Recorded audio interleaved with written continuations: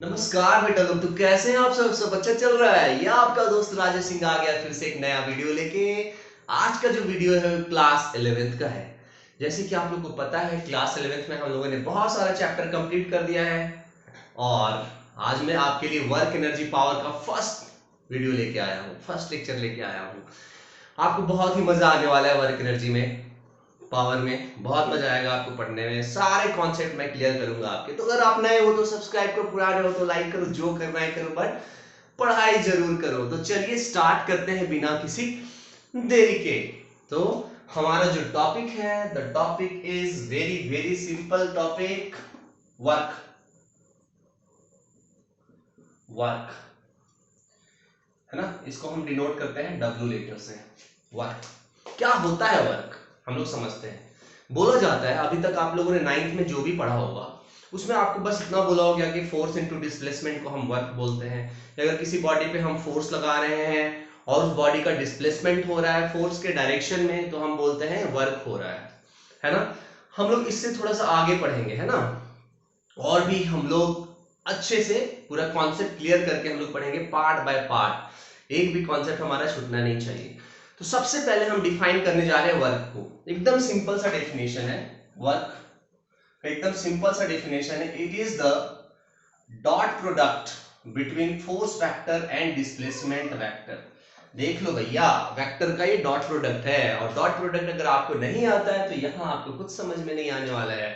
तो सबसे पहले इस वीडियो को देखने से पहले आप डॉट प्रोडक्ट वाला वीडियो जरूर देख लेना। वैसे मैं इस वीडियो में भी बता दूंगा आपको कि डॉट प्रोडक्ट करते कैसे हैं। सिंपल सा प्रोडक्ट है, कैसे करते हैं।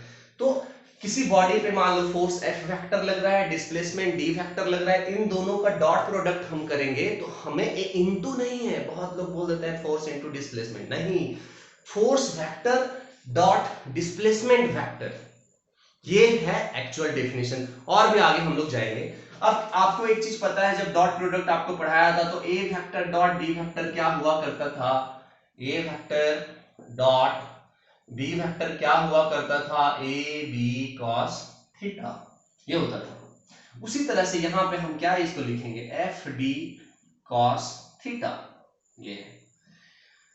तो वर्क का एक और फॉर्मूला हो गया हमारा, जो है एफ डी कॉस थीटा। अगर आपसे कोई पूछेगा एफ क्या है तो आप बोलोगे मैग्नीट्यूड, किसका, magnitude of force vector.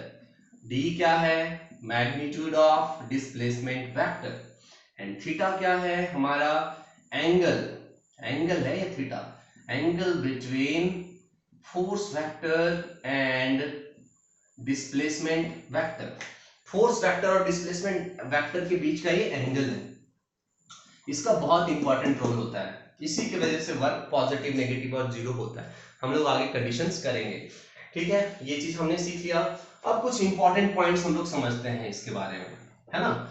Important points मतलब सबसे इंपॉर्टेंट पॉइंट्स हम लोग समझेंगे इसका एसआई यूनिट क्या होता है। एसआई यूनिट होता है जो वर्क का, देखो यहाँ आप ध्यान से, फोर्स को हम किस में मेजर करते हैं, न्यूटन में। डिस्प्लेसमेंट को किस में मेजर करते हैं, मीटर में। cos थीटा को कोई यूनिट डायमेंशन नहीं होता है, तो एसआई यूनिट वर्क का क्या होना चाहिए, न्यूटन मीटर, जिसको हम किसी साइंटिस्ट के ऑनर में हम इसको बोल देते हैं जूल, कैपिटल जे से डिनोट करते हैं, जूल, जूल बोलते हैं। मतलब वर्क का एसआई यूनिट क्या होता है, जूल होता है ना। अब 1 जूल को हम डिफाइन करने वाले हैं, 1 जूल को हम डिफाइन करने वाले हैं। 1 जूल का मतलब हो गया 1 न्यूटन 1 मीटर, जिसका मतलब है अगर किसी बॉडी पे 1 जूल को हम डिफाइन करने वाले हैं, अगर किसी बॉडी पे 1 न्यूटन का फोर्स लग रहा है और अगर ये बॉडी जो है उसी डायरेक्शन में डिस्प्लेसमेंट हो रहा है इसका, मान लो 1 मीटर का, जिस डायरेक्शन में फोर्स उसी डायरेक्शन में डिस्प्लेसमेंट, तो हम बोलेंगे कि इस बॉडी पे जो है 1 जूल का वर्क डन हुआ। 1 जूल का मतलब हमें समझना है, फील हमें करना है कि 1 जूल क्या होता है। भैया 1 न्यूटन का फोर्स आपने लगाया किसी बॉडी पे और 1 मीटर का डिस्प्लेसमेंट हुआ, तो हम बोलेंगे 1 जूल का वर्क डन है। 2 जूल का मतलब है 2 न्यूटन का फोर्स लगाया 1 मीटर का डिस्प्लेसमेंट हुआ, या 1 न्यूटन का फोर्स लगाया 2 मीटर का डिस्प्लेसमेंट हुआ, कुछ भी आप बोल सकते हो, है ना। ये आपका एसआई यूनिट हो गया हमारा वर्क का। चलिए अब आगे हम लोग करेंगे यहाँ पे इसके डायमेंशन के बारे में हम लोग बात करेंगे। वर्क का डायमेंशन फॉर्मूला। डायमेंशन निकालने के लिए हमें क्या करना पड़ेगा, फोर्स का डायमेंशन और डिस्प्लेसमेंट का डायमेंशन हमें करना पड़ेगा। डायमेंशन बहुत सिंपल तरीके से हम निकालते हैं, कोई बड़ा सा डील नहीं है, सिर्फ फोर्स का डायमेंशन हमें निकालना है। तो हमें फोर्स इक्वल टू एक फॉर्मूला सीखे हैं ना, मास इनटू एक्सेलरेशन। तो मास के लिए हम m देते हैं, एक्सेलरेशन होता है मीटर, मीटर की लेंथ है ना, l t का पावर -2। तो फोर्स का डायमेंशन होता है ml t का पावर -2 और डिस्प्लेसमेंट होता है l।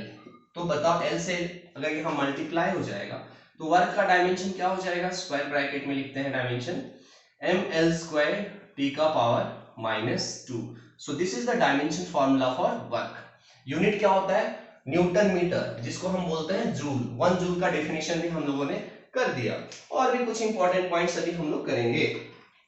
चलो यहाँ पे सो वर्क का डेफिनेशन हो गया।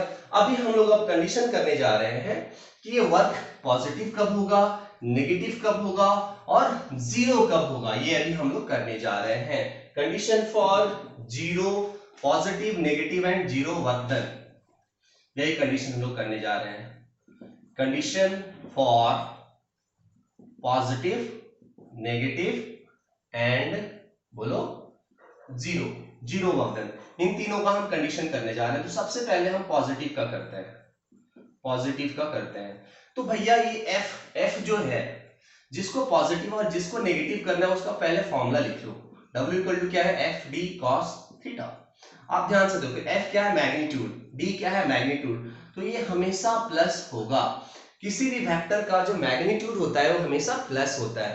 तो फोर्स भी प्लस है, डिस्प्लेसमेंट भी प्लस है, तो भैया ये दोनों प्लस है। तो अगर cos थीटा प्लस होगा तो ये वर्क डन पॉजिटिव होगा, अगर cos थीटा माइनस होगा तो वर्क डन नेगेटिव होगा, और cos थीटा अगर जीरो होगा तो वर्क डन जीरो होगा। तो वर्क डन पॉजिटिव करने के लिए आपको cos थीटा को क्या करना है, पॉजिटिव करना है। तो ये कब पॉजिटिव होगा, वो थीटा के ऊपर डिपेंड करेगा। अगर थीटा का वैल्यू जो है 0 डिग्री से बड़ा या इक्वल और 90 डिग्री से छोटा, मतलब एक्यूट एंगल होना चाहिए, ऐसा एंगल होना चाहिए, एक्यूट एंगल होना चाहिए। एक्यूट एंगल अगर होगा, है ना, तो इस केस में हम बोलेंगे यार थीटा का वैल्यू आप ऐसे सोचो कि 0 से बड़ा होना चाहिए या 0 के इक्वल होना चाहिए, 90 डिग्री से छोटा होना चाहिए, तो हम बोलेंगे कि वर्क डन जो है वो पॉजिटिव है। जैसे एग्जांपल मैंने दिया कि थीटा का जो वैल्यू है वो मान लो 60 डिग्री है, इसका वैल्यू मतलब क्या है, देखो यहाँ पे सिंपल सा चीज है कि ये है, मान लेते हैं ब्लॉक यहाँ से यहाँ जा रहा है, तो ये हमारा डिस्प्लेसमेंट का डायरेक्शन हो गया, और हमने इधर फोर्स लगाया, ये हमारा डिस्प्लेसमेंट का डायरेक्शन है और हमने इधर फोर्स लगाया, तो ये एंगल है मान लो 60 डिग्री, ये इसका मतलब है।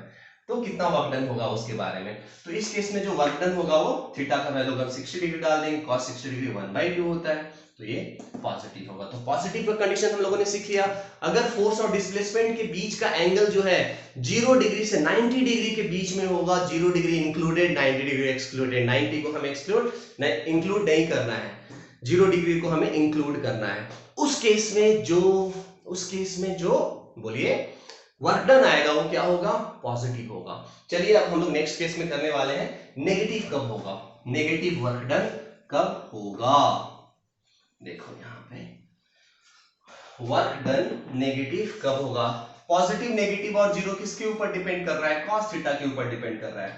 इसका मतलब है वर्क डन को नेगेटिव करने के लिए आपको cos थीटा को नेगेटिव करना पड़ेगा, और cos थीटा नेगेटिव कब होता है, जब थीटा का वैल्यू 90 डिग्री से बड़ा हो और 180 डिग्री से छोटा या उसके बराबर हो, इक्वल हो, तो ये वर्क डन क्या होगा, नेगेटिव हो जाएगी, cos थीटा नेगेटिव हो। जैसे आपको एक एग्जांपल दे रहा हूं, एग्जांपल कि थीटा का वैल्यू जो है 120 डिग्री है, तो cos 120 डिग्री का जो वैल्यू है वो -1/2 होता है, या फिर मैं बोल दिया थीटा का वैल्यू मान लो 180 डिग्री है, इसका वैल्यू -1 होता है, मतलब 90 से बड़ा और 180 डिग्री से छोटा या इक्वल होगा, तो आप समझ जाओ कि वर्क डन क्या होगा, नेगेटिव होगा। इस केस में अगर हम फिगर बनाना चाहेंगे तो कैसे बनाएंगे, देख लो, ये पार्टिकल जो है यहां से यहां जा रहा है, देखो यहाँ पे यहां से यहां जा रहा है, तो ये डिस्प्लेसमेंट हो गया, और फोर्स जो है ऐसे लग रहा है, इधर फोर्स लग रहा है, तो देखो एंगल क्या है, मान लो 120 डिग्री। इस केस में वर्क डन जो होगा वो क्या होगा, बोलिए, ये थीटा देखो यहाँ पे 90 से बड़ा है और 180 से छोटा या इक्वल है, इस केस में वर्क डन जो होगा वो नेगेटिव होगा, ये जो फोर्स है वो नेगेटिव वर्क डन करेगा, ठीक है। एंड चलिए लास्ट केस हमारा है जीरो वर्क डन कब होगा, आपको पता चल ही गया होगा, है ना, कि पॉजिटिव में हम 90 इंक्लूड नहीं करते, नेगेटिव में हम 90 इंक्लूड नहीं करते, तो भैया जीरो वर्क डन के लिए उसको हमने बचा के रखा है। सो कंडीशन हम लोग कर रहे हैं जीरो वर्क डन का।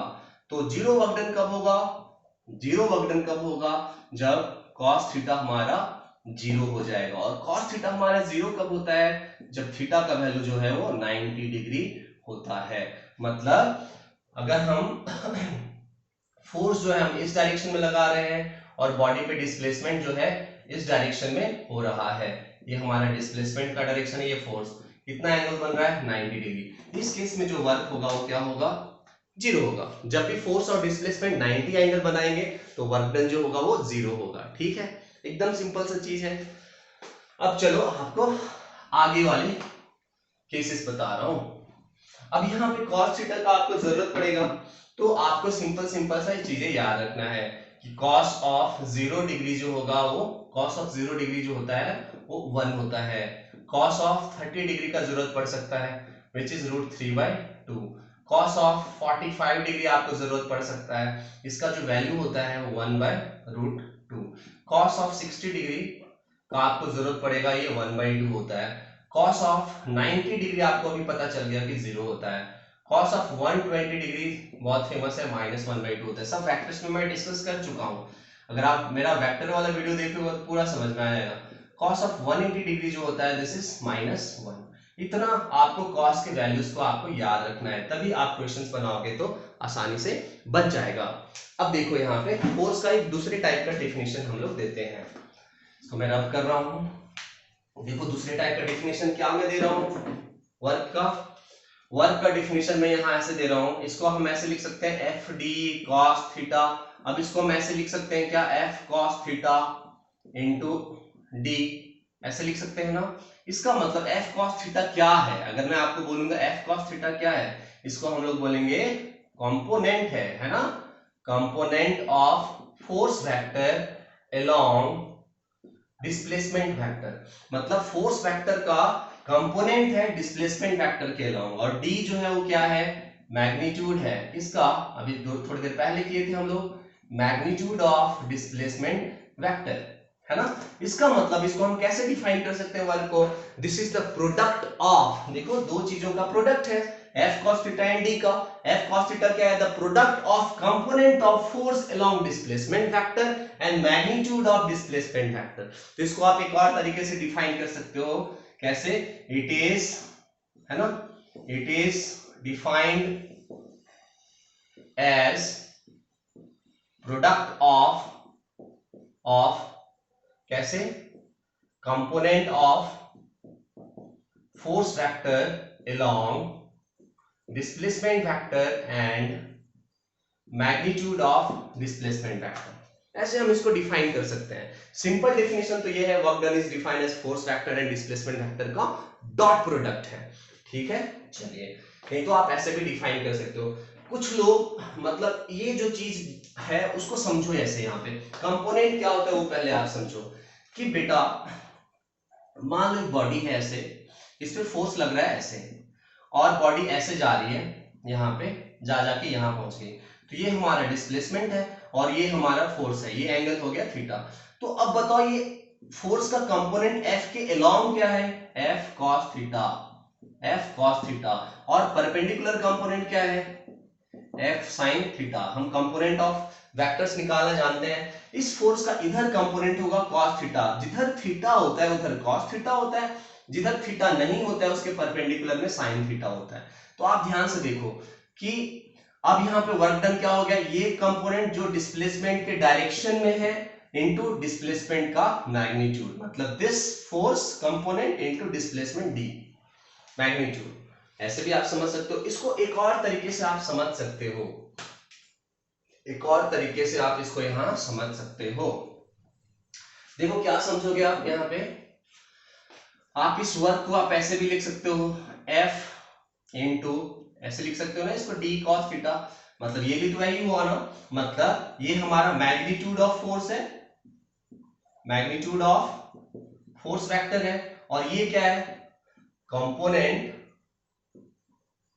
Component of displacement vector along force vector. Force vector के अलोंग ये डिस्प्लेसमेंट का कंपोनेंट है। मतलब ये हमारा देखो इस डायरेक्शन में हमारा डिस्प्लेसमेंट था और इस डायरेक्शन में हमारा फोर्स वेक्टर था। तो डिस्प्लेसमेंट का इस डायरेक्शन में जो कंपोनेंट होगा वो क्या होगा, D cos theta. So D cos theta into F करेंगे तब भी हमारा वर्क आएगा। ये दोनों तरीके से हम यहाँ पे समझ सकते हैं, कभी कभी ये यूज होता है। ठीक है, चलिए अब आगे हम लोग बढ़ते हैं। चलो ये आप समझ गए, पॉजिटिव नेगेटिव जीरो वर्कडन भी समझ गए, डेफिनेशन भी आप लोग समझ गए। अब यहाँ पे देखो मान लेते हैं यहाँ पे एक सिंपल सा मैं क्वेश्चन लेता हूं कि भैया मान लो यहाँ पे एक फोर्स वेक्टर है something 3i cap plus 5j cap minus 6k cap और डिस्प्लेसमेंट वेक्टर कुछ ऐसा है। क्या है डिस्प्लेसमेंट वेक्टर यहाँ 2i cap minus 4j cap plus 3k cap, ऐसे है कुछ भी मैं रैंडमली ले लिया हूं। और आपसे मैं क्या क्या पूछ सकता हूं, देखो आपसे मैं क्या क्या पूछ सकता हूं। सबसे पहले मैं आपसे पूछ सकता हूं यहाँ पे फाइंड, देखो फाइंड वर्क डन। आपसे वर्क डन पूछ लिया मैं, चलो वर्क डन हम निकालते हैं। सबसे पहले वर्क डन क्या होता है, अभी जस्ट थोड़ी देर पहले मैंने बोला फोर्स डॉट डिस्प्लेसमेंट वेक्टर। कुछ लोग इनटू बोल देते हैं, यहाँ पे अलजेब्रा यहाँ है नहीं जो इनटू हम बोलेंगे, हम यहाँ डॉट प्रोडक्ट बोल रहे हैं। कभी भी डॉट प्रोडक्ट करने के लिए ज्यादा आपको दिमाग लगाने की जरूरत नहीं है। आई को आई के साथ मतलब है, जे को जे के साथ मतलब है और के को के के साथ मतलब है, यही सिंपल सा कॉन्सेप्ट है। तो देखो आई वाला यहाँ कितना है 3 है और यहाँ कितना है 2 है, तो क्या हो गया 3 इंटू 2 खत्म। अब यहाँ प्लस 5 है, यहाँ माइनस 4 है, तो माइनस यहाँ दे देता हूँ 5 इंटू 4, फिर यहाँ पे माइनस दे देता हूँ, फिर 6 इंटू 3। माइनस क्यों दे रहा हूँ, क्योंकि यहाँ माइनस 6 है इसीलिए। ऐसे नहीं तो प्लस देके आप यहाँ माइनस दे सकते हो, यहाँ प्लस देके आप यहाँ माइनस दे सकते हो, इसलिए मैं पहले ही माइनस दे दिया। लो पहले ही आपको मैंने माइनस दे दिया ऐसे। सो 3 2 क्या हो गया 6 हो गया, माइनस 20 माइनस 18। अब इसको हमें सॉल्व करना है। कैसे सॉल्व करेंगे मेरे बंधुओं बताओ, यहाँ पे हो गया माइनस 14 माइनस 18 है ना। अब इसको कैसे सॉल्व करेंगे, माइनस बोलो 4 12 3 32 जूल। नेगेटिव वर्क डन यहाँ पे आ रहा है, मतलब हम गैस कर सकते हैं कि थीटा का जो वैल्यू है वो 90 डिग्री से बड़ा और 180 डिग्री से छोटा है या इक्वल है। इक्वल तो है नहीं, देखो यहाँ पे, ठीक है। चलो यहाँ पे आगे, तो एक चीज यहाँ पे ये हमसे पूछा जा सकता था वर्क डन हमने निकाल दिया। दूसरा हमसे क्या पूछा जा सकता था, इन दोनों वेक्टर्स के बीच में एंगल कितना है, एंगल है ना between force vector and displacement vector. तो कभी भी हमें एंगल निकालना पड़ेगा, तो वर्क डन बताओ हमने क्या डिफाइन किया, force vector dot displacement vector is equal to क्या लिखते हैं हम, एफ डी कॉस थीटा। तो बताओ हम यहाँ से कॉस थीटा निकाल सकते हैं ना, force vector dot displacement vector by F into D. अभी हमने डॉट प्रोडक्ट किया तो कितना आया, माइनस 32 आया। और फोर्स एफ कैसे निकालते हैं, किसी भी वेक्टर का मैग्नीट्यूड निकालने के लिए हम क्या करते हैं, x कंपोनेंट का स्क्वायर प्लस y कंपोनेंट का स्क्वायर प्लस z कंपोनेंट का स्क्वायर, यही करते हैं ना। तो बताओ x फोर्स का x कंपोनेंट क्या है, यहाँ पे 3 है। फोर्स का y कंपोनेंट क्या है, यहाँ पे 5 है। फोर्स का z कंपोनेंट क्या है, माइनस 6 है। इसको पूरा सॉल्व करोगे तो f आ जाएगा 9 प्लस 25 प्लस 36, इसको आप सॉल्व करके लिख दोगे। उसी तरह से डिस्प्लेसमेंट का भी आप मैग्नीट्यूड लिख सकते हो या सिर्फ ऐसे लिख सकते हो, है ना, ऐसा लिख सकते हो। क्या आया समझ में, यहाँ पे 4 प्लस 16 प्लस 9, ये आपका डिस्प्लेसमेंट भी आ गया। अब ये दोनों आ गए, यहाँ पे डाल देना है और आ गया हमारा कॉस थीटा। कॉस थीटा आ गया, आपको थीटा इक्वल टू करना है तो कॉस इनवर्स जो आया है यहाँ लिख देना है, हो गया इनके बीच का एंगल। इस वेक्टर्स में मैंने काफी अच्छे से आपको समझाया है, ठीक है। चलिए एक तरीका आपको ये समझ में आ गया क्या क्या पूछा जा सकता है। और प्रोजेक्शन पूछा जा सकता है, कभी कभी प्रोजेक्शन पूछा जाता है कि कंपोनेंट या प्रोजेक्शन पूछा जाता है ना, कि फोर्स का हमें कंपोनेंट बताओ डिस्प्लेसमेंट के अलावा, ये पूछा जा सकता है कि फाइंड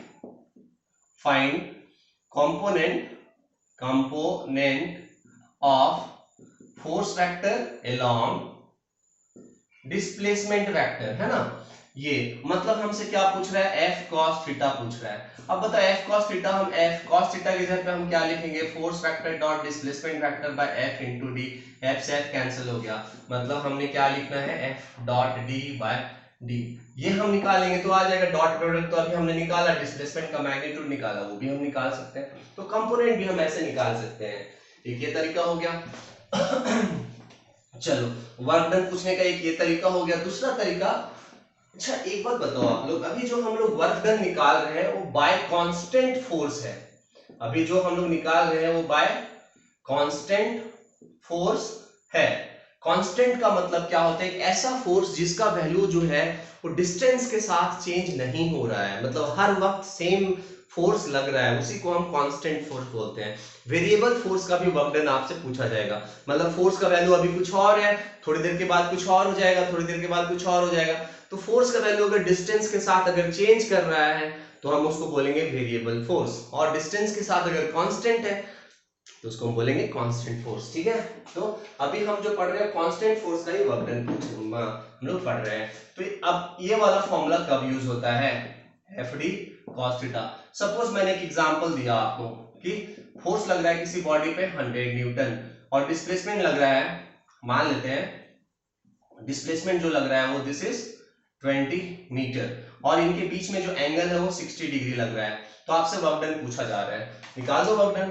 एफ की जगह पे 100 डाल दिया, डी की जगह पे 20 डाल दिया, और थीटा कॉस 60 डिग्री डाल दिया। कॉस 60 डिग्री का वैल्यू अभी थोड़ी देर पहले बताया था आपको, बोलो कितना होता है, 1/2। इसको कैंसिल करके यहाँ 10, तो कितना जूल हो गया, 1000 जूल हो गया। ठीक है, चलिए इस तरह के क्वेश्चंस भी पूछे जा सकते हैं। अच्छा एक बात बताओ, फ्रिक्शन कैसे वर्क करेगा, है? अगर मैं आपको बोलता हूं वर्क डन बाय फ्रिक्शन निकालो, अगर मैं आपसे बोलता हूं निकालो work done by friction, friction कितना वर्क करेगा। ठीक है, तो मान लेते हैं एक सिंपल सा एग्जांपल लेते हैं। ठीक है, ये देखो सिंपल सा एग्जांपल लेते हैं, ये मान लेते हैं जो बॉडी है वो 4 kg का है, और जिस सरफेस पे रखा गया है इस सरफेस का फ्रिक्शन कोएफिशिएंट न्यू के दे रखा हूं, काइनेटिक फ्रिक्शन कोएफिशिएंट 0.1। ठीक है, अब इस बॉडी पे मान लो इधर 10 न्यूटन का फोर्स लग रहा है, और ये बॉडी यहां से यहां चल के यहां आ गया, मान लेते हैं इसका डिस्प्लेसमेंट है इस बॉडी का, मान लेते हैं सपोज 5 मीटर का डिस्प्लेसमेंट हुआ। तो आपसे पूछ रहा है, चलो आपको मैं 2 क्वेश्चन देता हूँ, वर्क डन बाय फ्रिक्शन भी पूछ रहा है, work done by applied force, ये अप्लाइड फोर्स है। और बताओ ये जब बॉडी आगे जाएगा तो फ्रिक्शन किधर लगेगा, इधर लगेगा ना फ्रिक्शन, कौन सा फ्रिक्शन लगेगा, काइनेटिक फ्रिक्शन। तो ये काइनेटिक फ्रिक्शन हम कैसे निकालेंगे, म्यू के इनटू नॉर्मल, और इस केस में नॉर्मल कितना होगा आपको फ्रिक्शन चैप्टर में पूरा मैंने पढ़ाया है, ये 4g हो गया, ऊपर क्या हो गया नॉर्मल, तो नॉर्मल इक्वल टू क्या हो गया यहाँ पे 4g, म्यू के का वैल्यू 0.1 और नॉर्मल इक्वल टू कितना 4g, g का वैल्यू अगर आप 10 लेते हो 0.1 इंटू 4 इंटू 10 ये खत्म, तो कितना न्यूटन आ गया 4 न्यूटन, मतलब फ्रिक्शनल फोर्स आ गया आपका 4 न्यूटन। ठीक है, चलो तो वर्क डन बाय, अगर हम फ्रिक्शन फोर्स अगर लिख रहे हैं, काइनेटिक फ्रिक्शन का वर्क डन हम लिख रहे हैं, तो हम फॉर्मूला लिखेंगे, क्या लिखेंगे, फॉर्मूला क्या है, F D cos theta. F कितना है 4 न्यूटन, डिस्प्लेसमेंट कितना है 5, कॉस थीटा, थीटा आप बताओ फ्रिक्शनल फोर्स किधर लग रहा है, पीछे लग रहा है ना, और डिस्प्लेसमेंट किधर हो रहा है, राइट हो रहा है, ये हमारा डिस्प्लेसमेंट वेक्टर है, ये हमारा फ्रिक्शन है, मतलब ऐसे लग रहा था फ्रिक्शन और इस बॉडी का डिस्प्लेसमेंट हो रहा था ऐसे, है ना। इसका मतलब इनके बीच में देखो एंगल कितना हो गया, दो फोर्सेस के बीच में, वेक्टर्स के बीच में 180 डिग्री, तो cos हम कितना डालेंगे यहाँ पे 180 डिग्री, cos 180 डिग्री का वैल्यू कितना होता है -1, तो यहाँ आंसर क्या आ गया -20 जूल। तो याद रखना work done by friction negative आ रहा है, ठीक है, work done by friction negative ही आता है, क्योंकि फ्रिक्शन किधर लगता है, मोशन के ऑपोजिट डायरेक्शन में। ठीक है, कभी कभी अगर फ्रिक्शन मान लो मोशन के सेम डायरेक्शन में लगता है, उस केस में फ्रिक्शन पॉजिटिव वर्क करेगा। ठीक है, आपको समझना है अच्छे से, कभी कभी फ्रिक्शन मोशन के डायरेक्शन में भी लगता है, हाँ जब एक ब्लॉक के ऊपर एक ब्लॉक के ऊपर एक ब्लॉक रहता है तो। ठीक है, चलिए लेकिन जनरली हम लोग वर्क डन बाय फ्रिक्शन क्या बोलते हैं, नेगेटिव बोलते हैं। चलो अच्छा, इस केस में हमने क्या निकालना था, work done by applied force भी निकालना था यहाँ पे। Work done by applied force, है ना। जो अप्लाइड फोर्स था, अप्लाइड फोर्स, कितना अप्लाइड फोर्स लगा रखा हमने, 10 न्यूटन का लगा रहा था। डिस्प्लेसमेंट कितना हो रहा था, 5 मेजर हो रहा था। थीटा, ये देखो ऐसे था अप्लाइड फोर्स, इसी डायरेक्शन में था और इसी डायरेक्शन में डिस्प्लेसमेंट भी था, तो दोनों के बीच में एंगल कितना हो गया, 0 डिग्री। तो थीटा का वैल्यू 0 डिग्री। तो वर्क डन का फॉर्मूला फिर से लगा दो आप, F D cos theta. F की जगह पे क्या, 10, डिस्प्लेसमेंट क्या, 5, कॉस कितना डिग्री बोलो, 0 डिग्री। कॉस 0 डिग्री का वैल्यू होता है 1। सो 10 इंटू 5 इंटू 1 क्या हो गया, 50 जूल। देख लो आपने, 50 जूल हो गया यहाँ पे। So work done by applied force भी आ गया। ठीक है, चलिए अब हम लोग सीखेंगे वर्क डन बाय ग्रेविटी कैसे निकालेंगे। हम लोग सीखेंगे अभी वर्क डन बाय ग्रेविटी कैसे निकालेंगे। देखो यहाँ पे हमारा टॉपिक है वर्क डन बाय ग्रेविटी। ठीक है, अब ये वर्क डन बाय ग्रेविटी निकालने से पहले आपको ये समझना पड़ेगा कि ग्रेविटी कितना फोर्स लगाता है। तो दुनिया में कोई भी एक बॉडी है जिसका मास m है ना। अगर ये अर्थ के आसपास में है तो अर्थ इस पे एक फोर्स लगाता है mg, है ना। इसी को हम बोलते हैं फोर्स ऑफ ग्रेविटी, इसी को हम बोलते हैं फोर्स ऑफ ग्रेविटी। तो ग्रेविटी कितना फोर्स लगाता है हमको हमेशा पता रहना चाहिए, mg लगाता है। किस डायरेक्शन में लगाता है, हमेशा वर्टिकली डाउनवर्ड डायरेक्शन में लगाता है, हमेशा वर्टिकली डाउनवर्ड, मतलब नेगेटिव वाई एक्सिस हम उसको हम बोलते हैं, वर्टिकली डाउनवर्ड डायरेक्शन में हमेशा लगाता है। ठीक है, क्या इसको बोलते हैं हम लोग, फोर्स ऑफ ग्रेविटी। तो हमें पता चल गया कितना लगता है फोर्स ऑफ ग्रेविटी। अब इसका वर्क डन हम लोग निकालते हैं डिफरेंट डिफरेंट केसेस में। चलो 2-3 केस करेंगे तो हमें ये समझ में आ गया कि वर्क डन फोर्स कितना लगता है, वर्क डन हम निकाल रहे हैं। मान लो एक केस है कि यहाँ एक बॉडी है, एम मास का एक बॉडी है, ठीक है। अब ये बॉडी किसी हाइट पे है, अब ये बॉडी ऊपर से गिर रहा है, इनिशियल वेलोसिटी इसका 0 है, ऊपर से ये गिर रहा है, यहाँ गिर गिर के यहाँ आ गया, और ऊपर से नीचे जो आया इसका जो डिस्प्लेसमेंट है वो मान लो h है, ऊपर से नीचे का कितना हाइट नीचे आया, h है। तो डिस्प्लेसमेंट किधर हो गया, इस डायरेक्शन में इसका डिस्प्लेसमेंट हो गया, कितना हुआ, h हुआ। अब बताओ फोर्स, फोर्स कितना लग रहा है इस पे बोलो, mg लग रहा है। तो फोर्स mg लग रहा है और डिस्प्लेसमेंट भी उसी डायरेक्शन में है, तो थीटा कितना हो गया आप बोल दो, 0 डिग्री। अब बताओ वर्क डन का फॉर्मूला आप लगाओगे, क्या लगाओगे, F D cos theta. Force के जगह पे क्या लगाओगे, mg। डिस्प्लेसमेंट कितना है, h है। कॉस कितना डिग्री, 0 डिग्री। कॉस 0 डिग्री का वैल्यू होता है 1। तो वर्क डन कितना आ गया, वर्क डन बाय ग्रेविटी आ गया mg h। देख लो इस केस में आपने वर्क डन कितना निकाला, mg h निकाला। अब सेकेंड केस हम लोग करने वाले हैं। सेकेंड केस हम लोग क्या करने वाले हैं, बॉडी है m मास का, एक ग्राउंड में रखा हुआ है। अब ये मास ऊपर उठ रहा है, ऊपर जा रहा है ये मास, ठीक है। तो नीचे से ऊपर जा रहा है, मतलब डिस्प्लेसमेंट क्या हो गया, ऊपर हो गया, h हाइट ऊपर गया, ये डिस्प्लेसमेंट ऊपर हो गया। अब बताओ फोर्स ऑफ ग्रेविटी जो लग रहा है वो किधर लग रहा है, नीचे। फोर्स ऑफ ग्रेविटी कभी भी किधर लगेगा, नीचे ही लगेगा।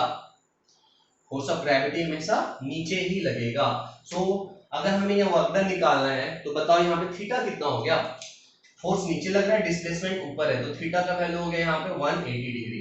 तो इस केस में अगर हम वर्क डन निकालते हैं जब बॉडी नीचे से ऊपर जाता है तो आप क्या लिखोगे, F D cos theta. Force के जगह पे आप क्या डाल दोगे, mg। डिस्प्लेसमेंट की जगह पे क्या डालोगे, h, और कॉस कितना डिग्री डालोगे, 180 डिग्री, जिसका वैल्यू होता है -1। मतलब mg h और यहाँ पे -1, इसका मतलब है -mgh होता है। मतलब एकदम सिंपल है, जब एक बॉडी ऊपर से नीचे आता है तो ग्रेविटी उस पर पॉजिटिव वर्क करता है, और जब बॉडी नीचे से ऊपर जाता है तो ग्रेविटी उस पर नेगेटिव वर्क करता है, due to the angle between the force and displacement factor. एकदम क्लियर है आप लोगों को। चलिए आगे बढ़ते हैं। ये हो गया हमारा special case, work done by gravity का एक केस हो गया। दूसरा केस करते हैं, यहाँ पे इंक्लाइन प्लेन वाला करते हैं थोड़ा सा। देखो ये मान लो हमारा इंक्लाइन प्लेन है, ठीक है, जिसपे एक बॉडी यहाँ रखा हुआ है नीचे एम मास का। ये एंगल ऑफ इंक्लाइनेशन मान लेते हैं थीटा है, और ये बॉडी जो है यहां से यहां जा रहा है और डिस्प्लेसमेंट जो है वो d है, ठीक है, नीचे से ऊपर जा रहा है। तो एक बात बताओ आप कि इंक्लाइन के यहाँ जो mg लगेगा वो किधर लगेगा, नीचे लगेगा ना। अब इस mg का एक कंपोनेंट अलोंग द इंक्लाइनेशन होता है, कितना होता है, mg sin थीटा। अब ये mg sin थीटा बॉडी पे किधर लग रहा है, डिस्प्लेसमेंट के ऑपोजिट डायरेक्शन में। तो यहाँ पे जो फोर्स हो गया जो डिस्प्लेसमेंट के अलोंग है, या तो ऑपोजिट या तो जो भी है, ये क्या है, देखो यहाँ पे क्या है, फोर्स हो गया mg sin थीटा, और डिस्प्लेसमेंट क्या हो गया यहाँ पे, d हो गया, ठीक है। और थीटा क्या हो गया यहाँ पे, ध्यान से देखो 180 डिग्री, डिस्प्लेसमेंट भैया हो रहा है उधर और फोर्स लग रहा है इधर, ग्रेविटी का कंपोनेंट इधर लग रहा है। तो इस केस में अगर हम वर्क डन निकालते हैं तो कैसे निकलेगा वर्क डन, बोलो, F D cos theta, force की जगह पे हमने क्या डाल दिया, mg sin थीटा, और डिस्प्लेसमेंट की जगह पे d, और cos थीटा हमने यहाँ कितना डाला, cos 180 डिग्री, मतलब आ गया माइनस mgd sin थीटा।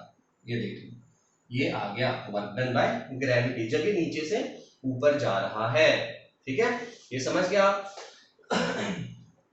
कभी कभी क्या होता है, देखो यहाँ पे, देखो कभी कभी क्या होता है, कोई बोलेगा सर आपने ये फोर्स mg क्यों नहीं लिया। अच्छा ठीक है, अगर हम ये फोर्स mg ले रहे हैं और ये इसका डिस्प्लेसमेंट है, देखो, तो आप ध्यान से देखो, अगर मैं ऐसे बना रहा हूं, ठीक है, ऐसे बना रहा हूं, ऐसे समझो, ऐसे बना रहा हूं, ठीक है, तो ये एंगल कितना था, देखो ये थीटा था, और ये कितना है, 90 है, तो ये टोटल फोर्स और डिस्प्लेसमेंट के बीच में एंगल कितना हो गया, 90 प्लस थीटा।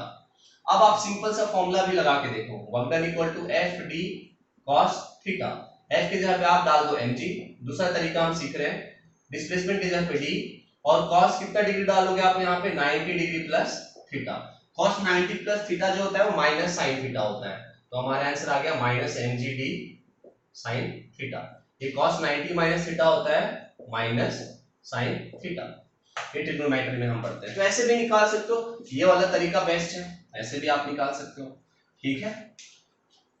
चलिए ये भी हम समझ जाते हैं। कभी कभी क्या होता है, ऊपर से नीचे आते हो, अगर बताओ, इसी केस में आप बताओ, अगर ऊपर से नीचे आ रहा है ब्लॉक, तो ऊपर से नीचे आ रहा है तो सेम वर्क डन होगा बट पॉजिटिव होगा।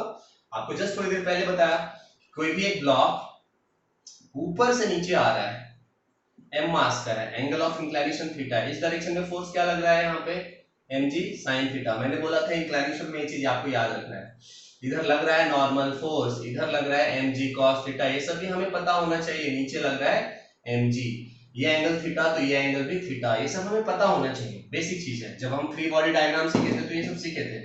तो ये इधर आ रहा है, मतलब ये वाला फोर्स की वजह से ही आ रहा है ना, ठीक है। तो अब ये डिस्प्लेसमेंट मान लो d है, तो डिस्प्लेसमेंट आ गया नीचे, फोर्स भी इधर नीचे, तो थीटा क्या हो गया, 0 डिग्री। तो इस केस में अगर वर्क डन हम लिखेंगे तो क्या लिखेंगे, F D cos theta, force की जगह पे हम क्या डालेंगे, mg sin थीटा, d की जगह पे d, cos कितना डिग्री, 0 डिग्री, cos 0 डिग्री का वैल्यू होता है बेटा 1, तो क्या हो गया यहाँ पे प्लस वर्क डन आ गया। देखो सेम आ रहा है ना, पिछले केस में भी इतना ही था बट नेगेटिव था, तो ऑब्वियस बात है, नीचे से ऊपर जाएगा तो नेगेटिव, ऊपर से नीचे आएगा तो पॉजिटिव, ठीक है। ये चीज आपको समझ में आना चाहिए। कभी कभी क्या होता है कि इंक्लाइनेशन में, इंक्लाइनेशन का परपेंडिकुलर दिया रहता है, मतलब हाइट दिया रहता है, देखो ये ऐसे, इंक्लाइनेशन का कभी कभी ये हाइट दिया रहता है और ये नहीं दिया रहता है। अब ये बॉडी यहां से मान लो यहां जा रहा है, ऐसे ऊपर जा रहा है यहां से यहां, और ये एंगल मान लो थीटा दिया है, मान लेते हैं थीटा इज 30 डिग्री, ऐसे दिया हुआ है ये थीटा, ठीक है। तो इस केस में अगर आपसे पूछा जा रहा है कि कितना वर्क डन होगा बताओ, तो वर्क डन होगा, पहले एक बात बताओ, इधर कौन सा फोर्स लग रहा है, mg sin थीटा, और इधर डिस्प्लेसमेंट हो रहा है, तो थीटा पहले क्या होगी वो आप आइडेंटिफाई कर लो, है ना। अब ये डिस्प्लेसमेंट हमें नहीं पता कि यहाँ से यहाँ डिस्प्लेसमेंट कितना है, लेकिन ये हमें पता है कि परपेंडिकुलर कितना है। तो बताओ एक चीज, हम अगर हम sin थीटा लगाते हैं तो परपेंडिकुलर बाय हाइपोटेनस होता है ना, हाइपोटेनस यहाँ d है और परपेंडिकुलर जो है h है, ठीक है। तो इस केस में अगर मैं देखता हूं तो डिस्प्लेसमेंट कितना आ गया, h by sine theta, sine theta कितना है 30 डिग्री, और साइन 30 डिग्री कितना होता है 1/2, तो d इक्वल टू क्या आ गया 2h आ गया। आ रहा है समझ में, इसका मतलब d हमें मिल गया।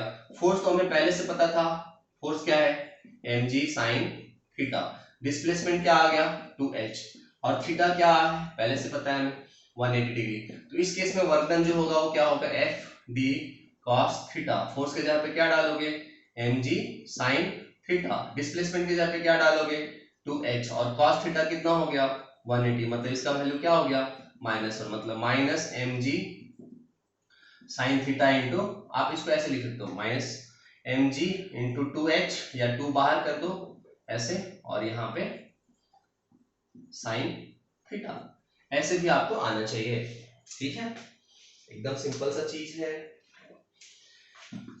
ये वर्क डन बाय ग्रेविटी हम लोग सीख रहे हैं। अब वर्क डन बाय ग्रेविटी एक स्पेशल केस अब हमारा बच गया है। मान लो बेटा यहाँ पे एक ब्लॉक है, इस सरफेस पे रखा हुआ है, स्मूथ भी हो सकता है, फ्रिक्शन भी हो सकता है, कोई प्रॉब्लम नहीं है, जो भी है 5 kg का एक ब्लॉक है, वो इस पे हम फोर्स इधर लगाए और ये बॉडी इधर गया, ठीक है, ऐसे गया, तो डिस्प्लेसमेंट हो किधर रहा है, देख लो इस डायरेक्शन में हो रहा है, और इस पे ग्रेविटी किधर लग रहा है, फोर्स ऑफ ग्रेविटी किधर लग रहा है, mg जो लग रहा है वो किधर लग रहा है, बट हमेशा वर्टिकली डाउनवर्ड डायरेक्शन में लगता है। तो देखो यहाँ पे डिस्प्लेसमेंट लग रहा है इधर, और ग्रेविटी का जो फोर्स है वो किधर लग रहा है, नीचे लग रहा है, तो एंगल क्या बन रहा है यहाँ पे आप देख लो 90 डिग्री। जब भी एंगल 90 बनता है तो आपको पता है कि वर्क डन जो होता है 90 एंगल पे क्या होता है, जीरो होता है, तो वर्क डन बाय ग्रेविटी इस केस में क्या होगा, जीरो होगा। ठीक है, समझ में आया आप लोगों को? चलिए, ये वर्क डन का कॉन्सेप्ट हम लोग सीख रहे हैं। अब एक बात बताओ आप लोग यहाँ पे थोड़ा सा, अगर अब हमारा जो टॉपिक है वो है वर्क डन बाय, टॉपिक है वर्क डन बाय, है ना, variable force, variable force, variable force का वर्क डन क्या होगा वो हमें जानना है। वेरिएबल फोर्स का मतलब मैंने जैसे एग्जांपल दिया है, फिजिकल टू मान लो 2x - 1 है, एक वेरिएबल फोर्स है या नहीं है, x का वैल्यू आप 0 डाल के देखो, है ना, x का वैल्यू आपने 0 डाला, देखो फोर्स कितना आया 2 × 0 - 1, मतलब -1 न्यूटन, मतलब जब पोजीशन क्या है, पोजीशन का वैल्यू 0 है, x का वैल्यू 0 है, तो फोर्स आ रहा है -1। अब x का वैल्यू मान लो सपोज मैंने 1 मीटर डाल दिया, तो देखो फोर्स का वैल्यू क्या हो रहा है 2 × 1 - 1, मतलब 1 न्यूटन। देख रहे हो फोर्स का वैल्यू जो है हर मोमेंट में चेंज हो रहा है, हर डिस्टेंस के बाद चेंज हो रहा है, इसका मतलब कैसा फोर्स है, ये वेरिएबल फोर्स है। और वेरिएबल फोर्स जब होगा तो हम कैसे वर्क डन निकालेंगे, ये आपको अच्छे से समझना पड़ेगा। जब भी कहीं पे भी वेरिएबल फोर्स होगा, जब भी कहीं पे वेरिएबल फोर्स होगा, आपको सिंपल सा क्या करना है, हमेशा इसका डिस्प्लेसमेंट दिया रहेगा कि x1 कितना है, x1 मान लेते हैं यहाँ पे 2 मीटर है, और x2 जो है वो मान लेते हैं 4 मीटर है, ऐसे, और आपको वर्क डन निकालना है। तो कभी भी आपको वेरिएबल फोर्स का वर्क डन निकालना है तो आपको इंटीग्रेशन मेथड सॉल्व करना पड़ेगा। इंटीग्रेशन मेथड में आपको यहाँ लिखना पड़ेगा x1, और यहाँ पे आपको लिखना पड़ेगा x2, और यहाँ पे लिखना पड़ेगा f dx, ऐसे f dx, या आप ऐसे भी लिख सकते हो force vector dot displacement vector, ठीक है, ऐसे भी आप लिख सकते हो। इसको सिर्फ सिंपली लिखते हैं f dx, क्योंकि फोर्स अभी सिर्फ x में ही है, y और z में होगा या तब हम यहाँ पे डॉट प्रोडक्ट लगाएंगे, है ना।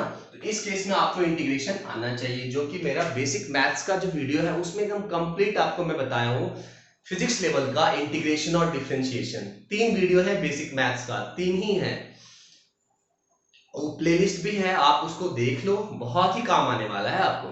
चलो, अब यहाँ पे इसको हमें सॉल्व करना है, कैसे सॉल्व करेंगे, देखो यहाँ पे इंटीग्रेशन x1 हम कितना डालेंगे 2 मीटर, और x2 कितना डालेंगे हम 4 मीटर, फोर्स का वैल्यू हम कितना डाल दिए 2x - 1, और यहाँ पे आ गया dx।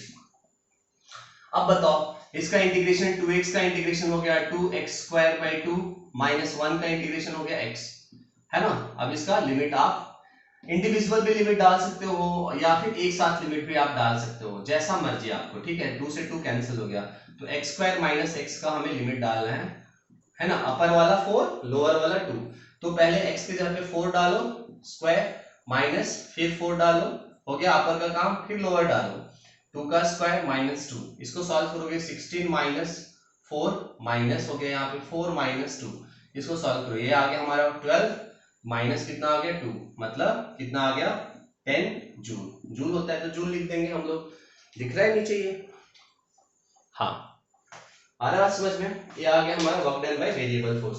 तो आपको समझना है कि work done by variable force हम कैसे निकालते हैं। सपोज मान लेते हैं एक ऐसा सिचुएशन है कि जहां पे बेटा जो फोर्स है वो दोनों में है, मतलब ऐसे है 2x i कैप, ठीक है, प्लस समथिंग यहां मान लेते हैं 3y j cap plus 5k cap, ऐसे है ये फोर्स, ऐसे है। और हमें इसका वर्क डन निकालना है जिसका डिस्प्लेसमेंट देखो दे रखा है, डिस्प्लेसमेंट है फ्रॉम r1 दिया रहेगा है ना, r1 फैक्टर ऐसे या r1 ऐसे दिया रहेगा, पोजीशन कहां से कहां 1, 2, 3 से लेकर के 2, 4, 6 तक। ये अगर ऐसा रहा तो आप कैसे निकालोगे वर्क डन। इस केस में आपको एक छोटा सा कॉन्सेप्ट सीखना पड़ेगा कि वर्क डन तो अभी आपने सीखा इंटीग्रेशन, यहाँ x1 x2 आप कब लिखते हो, जब सिर्फ x पे डिस्प्लेसमेंट हो रहा है, यहाँ तो y और z में भी हो रहा है ना। तो इस केस में हम एक सिंपल सा केस लेते हैं, जब सपोज मान लिया मैंने फोर्स लिया ऐसे fx i cap plus fy j cap plus fz k cap, ऐसे लिया, और डिस्प्लेसमेंट फैक्टर मैंने ऐसे ले लिया मान लो, ठीक है। डिस्प्लेसमेंट फैक्टर जो है ऐसे ले लिया x i कैप है ना, ऐसे dx i cap plus dy j cap plus dz k cap. अब आप वर्क डन निकाल रहे हो तो इंटीग्रेशन तो आप डालोगे ही डालोगे, है ना, फ्रॉम r1 फैक्टर से r2 फैक्टर आप डालोगे। अब इसको आप क्या लिखोगे, force factor dot displacement factor. अब यहाँ पे डिफरेंशिएट करके आप देखो थोड़ा सा, सॉरी इंटीग्रेट करके आप थोड़ा सा, बाद में इंटीग्रेशन देखना है आपको, पहले डॉट प्रोडक्ट देखना है। डॉट प्रोडक्ट अगर आप करोगे ध्यान से, देखो ध्यान से, तो यहाँ क्या आ रहा है, integration fx dx plus integration क्या आ रहा है fy dy प्लस इंटीग्रेशन क्या आ रहा है fz dz। इसका मतलब आपने समझा कि आपको तीन वर्क डन निकालना पड़ेगा, कि वर्क जो होगा वो x में भी होगा, y में भी होगा और z में भी होगा। ये जो फोर्स वाला है वो x में भी वर्क डन करेगा, y डायरेक्शन में भी वर्क डन करेगा और z डायरेक्शन में भी करेगा, और तीनों वर्क डन को ऐड कर देना है, सिंपल सा। और यहाँ पे अगर आप लिमिट दोगे तो कैसे दोगे लिमिट बताओ। यहाँ देखो x में कहां से कहां डिस्प्लेसमेंट है 1 से 2, तो x में आपने दे दिया 1 से 2, y में देखो कहां से कहां हो रहा है 2 से 4, तो 2 से 4 दे दिया, z में कहां से कहां हो रहा है 3 से 6, तो 3 से 6 दे दिया। अब देखो fx कितना है 2x है, fy कितना है 3y है, fz कितना है 5 है। तब तीनों का वैल्यू यहाँ लिख के इंटीग्रेट कर देना है और तीनों वर्क डन निकाल के सिंपल सा सम कर देना है, जो प्लस आया प्लस, जो माइनस आया माइनस, एकदम सिंपल सा है। कभी कभी क्या होता है, फोर्स x में भी होता है, y में भी होता है और z में भी होता है, तो उसका वर्क डन x में भी होगा, y में भी होगा और z में भी होगा। लेकिन वर्क एक स्केलर क्वांटिटी है तो इनको सिंपल सा हम सम कर देंगे, फोर्स के जैसा वो वेक्टर नहीं है ना, ठीक है। तो वर्क एक स्केलर क्वांटिटी है, मैंने बताया कि नहीं बताया आपको पता नहीं, लेकिन यहाँ पे वर्क क्या है, force vector dot displacement vector है, इसके वजह से ये कैसा क्वांटिटी है, स्केलर क्वांटिटी है। Work is a scalar quantity. क्यों वर्क एक स्केलर क्वांटिटी है, बिकॉज दो वेक्टर का जब भी डॉट प्रोडक्ट होता है वो हमेशा स्केलर देता है, इसलिए स्केलर क्वांटिटी है। आपको जब मैं डॉट प्रोडक्ट पढ़ाया था तो आपको वहां समझाया था। तो ये हो गया हमारा work done by variable force, ठीक है, ये चीज आपको समझ में आना चाहिए। इंटीग्रेशन कैसे करते हैं, एकदम सिंपल सा रूल है। अभी अगर आपको मैं थोड़ा सा बताना चाहूंगा तो एकदम सिंपल सा है, देखो यहाँ पे इंटीग्रेशन कैसे करते हैं। x का पावर यहाँ 1 है, इंटीग्रेशन इसको करना है तो हम पावर में 1 को ऐड करते हैं, जो पावर आया उसी से हम डिवाइड करते हैं, मतलब x का इंटीग्रेशन हो गया x² 2। अगर हमें x² का करना है हमें इंटीग्रेशन, तो x में पावर में 2 प्लस 1 और पावर में 1 ऐड करते हैं, उसी पावर से डिवाइड करते हैं, मतलब x³ 3। कहीं भी कांस्टेंट है उसका इंटीग्रेशन होता है k इंटू x। देख लो, ये सिंपल सा चीज आपको याद रखना है बस। तब आप इंटीग्रेशन कर पाओगे और तब आप वर्क डन निकाल पाओगे। एक और तरीका होता है, यहाँ पे मान लो यहाँ पे area under force vector and displacement vector दिया हुआ है, मतलब फोर्स वेक्टर और डिस्प्लेसमेंट वेक्टर का यहाँ पे ग्राफ दिया हुआ है। सपोज मान लेते हैं फोर्स और डिस्प्लेसमेंट का समथिंग कुछ ऐसे ग्राफ दिया हुआ है। अब इस ग्राफ में अगर आप क्या करते हो, किसी एक पॉइंट से, मान लो ये x1 है और ये हमारा x2 है, एक पॉइंट x1 से x2 के बीच में अगर इस ग्राफ का अगर आप एरिया निकाल देते हो, क्या निकाल देते हो, एरिया, एरिया अगर निकाल देते हो एरिया, तो आपको याद रखना है कि ये जो एरिया है वो आपको वर्क डन देगा। Area is equal to work done. कभी कभी इसमें क्या होता है, कुछ एरिया ऊपर होता है, कुछ एरिया नीचे होता है। तो जो एरिया ऊपर है उस एरिया को पॉजिटिव लेना है, मतलब वर्क डन पॉजिटिव हो गया। जो एरिया नीचे है उस वर्क डन को नेगेटिव लेना है। ठीक है, मतलब कुछ एरिया अगर मान लो नीचे है, मतलब ऐसा है सिचुएशन ऐसा, तो ये वाला एरिया आपने निकाला तो पॉजिटिव हो गया, और ये वाला एरिया निकाला तो नेगेटिव हो गया, है ना। ये मान लो W1 है और ये क्या है W2 है। सो W1 प्लस W2 आप निकालोगे, टोटल वर्क डन हो जाएगा। तो जब ये वाला एरिया लोगे नेगेटिव नीचे वाला, तो उसको नेगेटिव लोगे। याद रखना कि नीचे कभी भी रहेगा, डिस्प्लेसमेंट के नीचे वाला एक्सिस जो रहेगा वो नेगेटिव वर्क डन होगा। याद रखना आप लोग। एक सिंपल सा भी क्वेश्चन करते हैं, पूरा क्लियर हो जाएगा। ठीक है, वैसे भी आपको समझ में आना चाहिए कि इंटीग्रेशन का जो मतलब होता है वो एरिया ही होता है। ठीक है, और डिफरेंशिएशन का मतलब होता है स्लोप। अब देखो यहाँ पे मान लो एक सिंपल सा क्वेश्चन है, ये फोर्स वर्सेस डिस्प्लेसमेंट का ग्राफ है। ऐसा कुछ है, ऐसा और ऐसा। देखो ये मान लो जीरो डिस्प्लेसमेंट था, धीरे धीरे फोर्स बढ़ रहा है, बढ़ते बढ़ते बढ़ते मान लो 10 मीटर का डिस्प्लेसमेंट हुआ तो फोर्स का वैल्यू हो गया 60 न्यूटन। ठीक है, अब 60 न्यूटन का वैल्यू कांस्टेंट है, और ये वाला जो वैल्यू है तब तक ये हो गया यहाँ पे 30 मीटर हो गया। अब ये वाला जो हो गया वो 45 मीटर हो गया, 45 मीटर।